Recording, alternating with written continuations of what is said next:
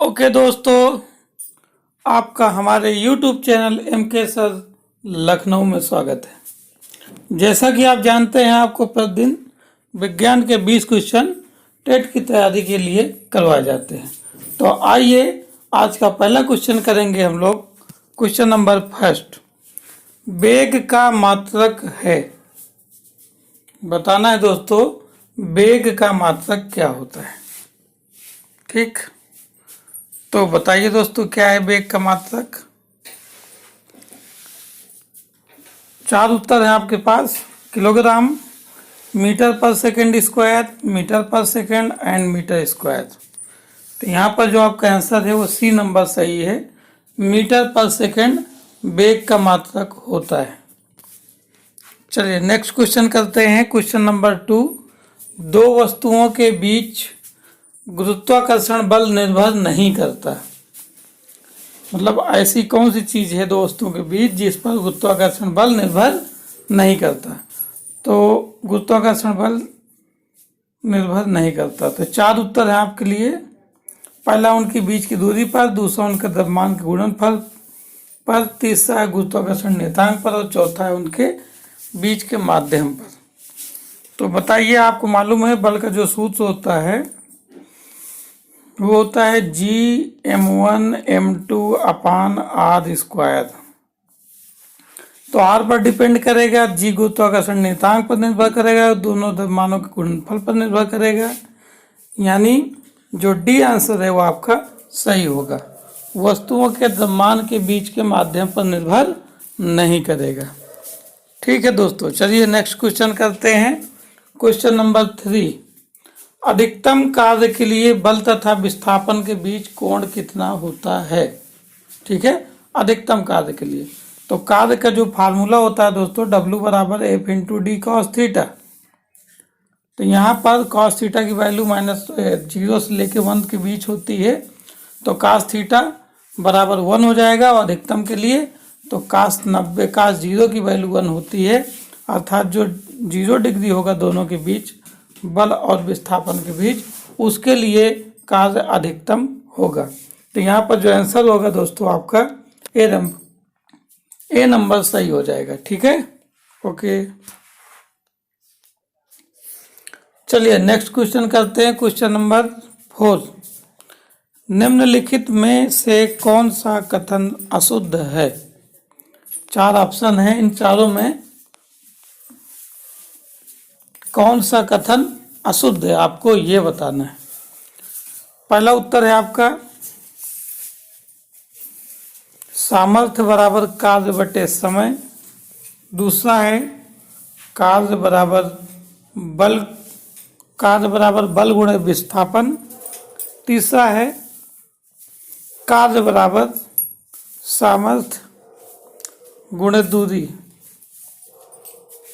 और चौथा उत्तर है आपका गतिज ऊर्जा इक्वल 1/2 द्रव्यमान गुणे वेग का स्क्वायर। इन चारों में से आपको उत्तर बताना है। ठीक, ओके। तो ये पहला भी आपका सही है, सामर्थ्य बराबर P बराबर W/T होता है। और बी कार्य बराबर बल गुणे विस्थापन, ये भी सही है।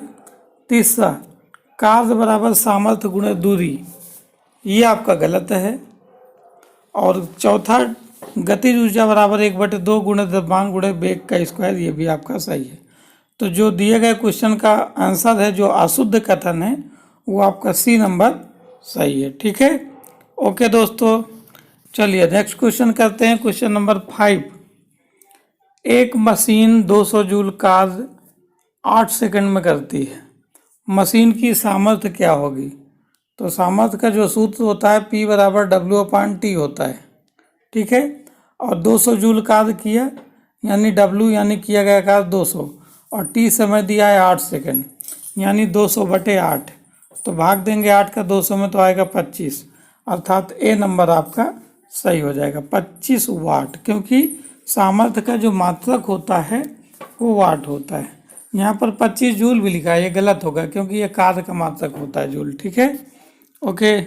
आइए नेक्स्ट क्वेश्चन करते हैं दोस्तों। क्वेश्चन नंबर 6, किसी पिंड का द्रव्यमान आधा तथा वेग दुगुना करने पर उसकी गतिज ऊर्जा हो जाएगी। कितनी हो जाएगी? तो गतिज ऊर्जा का दोस्तों आपको फार्मूला पता है, K बराबर हाफ mv²।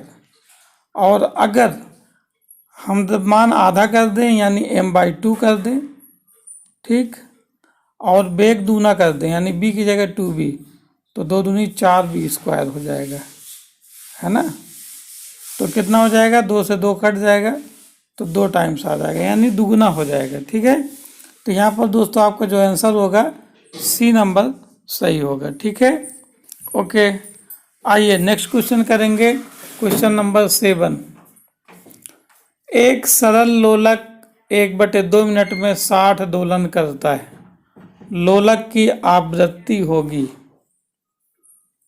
एक सरल लोलक 1/2 मिनट में 60 दोलन करता है। लोलक की आवृत्ति होगी, कितनी होगी? तो आवृत्ति निकालना तो पहले हमको ये पता होना चाहिए कि 1 सेकंड में कितने दोलन है।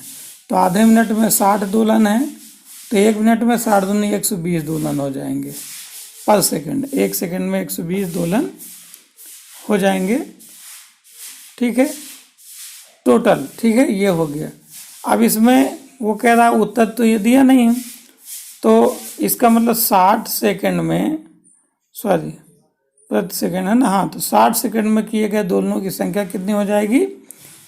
120 कंपन। तो 1 सेकंड में 120/2 अर्थात 2 कंपन प्रति सेकंड हो जाएगा। ठीक है, ओके। डी नंबर आपका दोस्तों यहाँ पर सही हो जाएगा।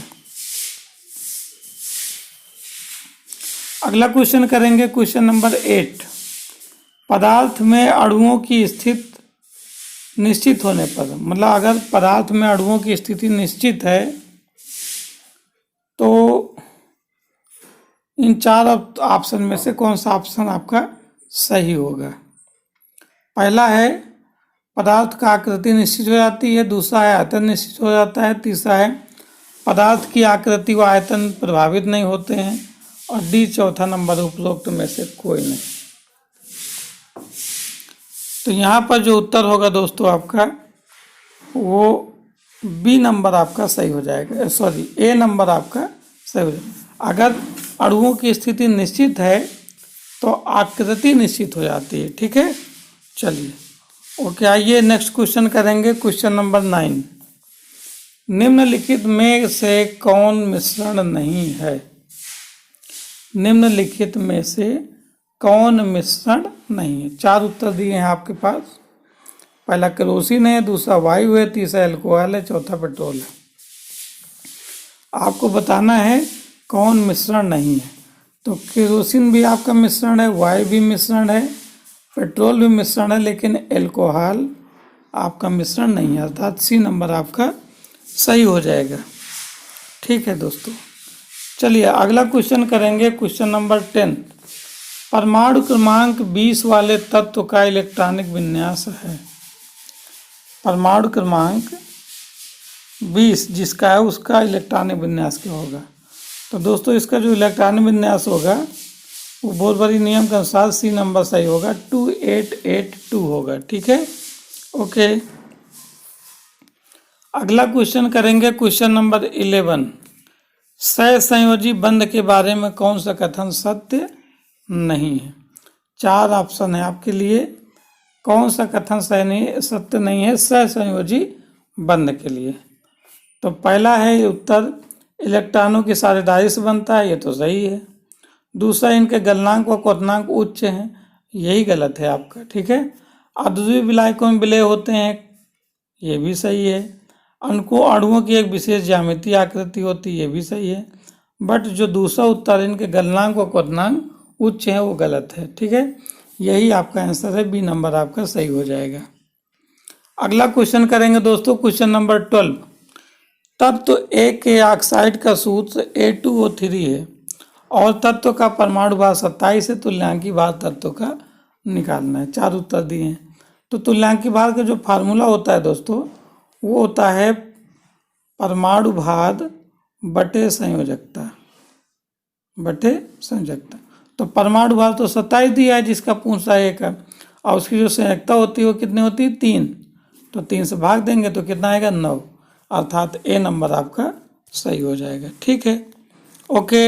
अगला क्वेश्चन करेंगे, क्वेश्चन नंबर 13। किसमें अणुओं की संख्या सबसे कम है? अणुओं की संख्या सबसे कम किसमें है? 4 उत्तर हैं आपके लिए।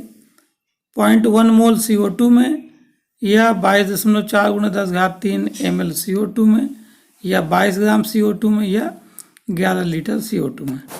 तो इसको आप कैसे करेंगे? चलिए मोल में पहले निकाल लेते हैं। तो ये 1 मोल का 10% है ये, और ये 1 मोल ही है क्योंकि 22.4 लीटर में होता है 1 मोल। तो यहाँ ml में दिया 10³ भाग देंगे तो कट जाएगा, तो 22.4 लीटर। तो इन दोनों में पहला आंसर है, लेकिन 2 अभी और ऑप्शन है आपके पास। 22 ग्राम CO2, इसका अणुभार कितना होता है? 12 16 32 12 44। 44 ग्राम का 22 ग्राम दिया है तो आधा मोल हो गया। आधा मोल ये 0.1 मोल से ज़्यादा होता है। ठीक है, अब आगे 11 लीटर CO2। CO2 कितना है आपका? CO2 तो 22.4, यहाँ 11 लीटर दिया तो ये भी सबसे ज़्यादा होगा, अर्थात ए नंबर आपका सही हो जाएगा। 0.1 मोल में अणुओं की संख्या सबसे कम होगी। ओके, ठीक है। आइए नेक्स्ट क्वेश्चन करेंगे, क्वेश्चन नंबर 14। निम्नलिखित में से किसमें परमाणुओं की संख्या अधिकतम होगी? परमाणुओं की संख्या हमको पता है 1 मोल में 6.023 × 10³ होती है परमाणु संख्या। तो यहाँ H2O का 18 ग्राम में होता है तो 1 मोल हो गया इसका, 1 मोल। ठीक है, O2 16 दूनी 32, ये 1 मोल से कम है।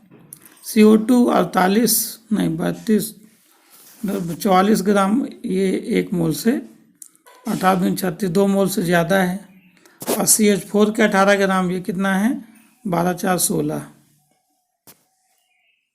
16 2 18। तो डी नंबर आपका जो है दोस्तों सही हो जाएगा। ये सबसे अधिक मोल है इसमें। और कार्बन डाइऑक्साइड में 18 ग्राम ना, 44 ग्राम में 1 मोल होता है तो ये भी कम है। तो CH4 1 मोल से अधिक है। ठीक है, और कोई भी 1 मोल से अधिक नहीं है, अर्थात CH4 के 18 ग्राम में परमाणुओं की संख्या सबसे अधिक होगी, अर्थात डी नंबर आपका सही होगा। ओके, नेक्स्ट क्वेश्चन करते हैं दोस्तों। ईस्ट किस वर्ग का सदस्य है? आपके लिए 4 आंसर है, आपको सही उत्तर बताना है। तो बी नंबर आपका सही उत्तर है, ईस्ट कवक वर्ग का सदस्य है। ठीक है, ओके। आइए नेक्स्ट क्वेश्चन करते हैं, क्वेश्चन नंबर 16। प्रकाश संश्लेषण का स्थान है। प्रकाश संश्लेषण का स्थान है मतलब कहाँ पर होता है ये क्रिया? प्रकाश संश्लेषण के द्वारा पौधे अपना भोजन बनाते हैं तो कहाँ पर? 4 उत्तर हैं, इसमें आपका बी नंबर सही है, हरित लवक में अपना भोजन बनाते हैं। ठीक है, यही प्रकाश संश्लेषण का स्थान है। चलिए नेक्स्ट क्वेश्चन करेंगे दोस्तों, क्वेश्चन नंबर 17। अस्थियों से अस्थियों को जोड़ता है, कौन जोड़ते हैं? 4 उत्तर हैं आपके लिए दोस्तों। तो यहाँ पर स्नायु जोड़ते हैं, या कंडरा, या पेशी ऊतक, या वसा ऊतक। आपको सही उत्तर बताना है। यहाँ पर ए नंबर आपका दोस्तों सही है, स्नायु अस्थियों से अस्थियों को जोड़ते हैं। ठीक है, ओके। आइए नेक्स्ट क्वेश्चन करेंगे, क्वेश्चन नंबर 18। ऐसे जीव जो सड़े गले पदार्थों से अपना भोजन ग्रहण करते हैं, ऐसे कौन से जीव हैं जो सड़े गले पदार्थों से अपना भोजन प्राप्त करते हैं? ए नंबर स्वतंत्र जीवी, दूसरा नंबर सहजीवी, तीसरा नंबर मृतोपजीवी, और चौथा नंबर जीवाणुभोजी। कौन सा उत्तर है आपका दोस्तों? यहाँ पर जो मृतोपजीव है ये सही उत्तर है, अर्थात सी नंबर आपका राइट आंसर होगा। ओके, आइए सेकंड लास्ट क्वेश्चन करते हैं दोस्तों आज का, क्वेश्चन नंबर 19। निम्न में से कौन प्रथम श्रेणी का उपभोक्ता है? 4 उत्तर हैं आपके लिए। पहला है मेढक, दूसरा है बकरी, तीसरा है चील, और चौथा है शेर। आपको बताना है कि प्रथम श्रेणी का उपभोक्ता कौन है। तो यहाँ पर दोस्तों आपका बी नंबर सही है, बकरी इज द राइट आंसर। ठीक है, ओके। आज का लास्ट क्वेश्चन करेंगे दोस्तों, क्वेश्चन नंबर 20। फसलों पर DDT के छिड़काव से कौन सा प्रदूषण होता है? 4 उत्तर है आपके लिए। पहला है केवल वायु प्रदूषण, दूसरा है वायु तथा मृदा प्रदूषण, तीसरा है वायु जल तथा मृदा प्रदूषण, चौथा है केवल जल प्रदूषण। आपको आंसर सही बताना है कौन सा होगा। तो यहाँ पर दोस्तों सी नंबर आपका सही है। डीडीटी के द्वारा वायु जल तथा मृदा प्रदूषण तीनों प्रकार का होता है। ठीक है, ओके। तो आज के लिए इतना ही दोस्तों, कल फिर मिलते हैं 20 नए क्वेश्चन के साथ। तब तक अपना ख्याल रखिए। Okay, thank you.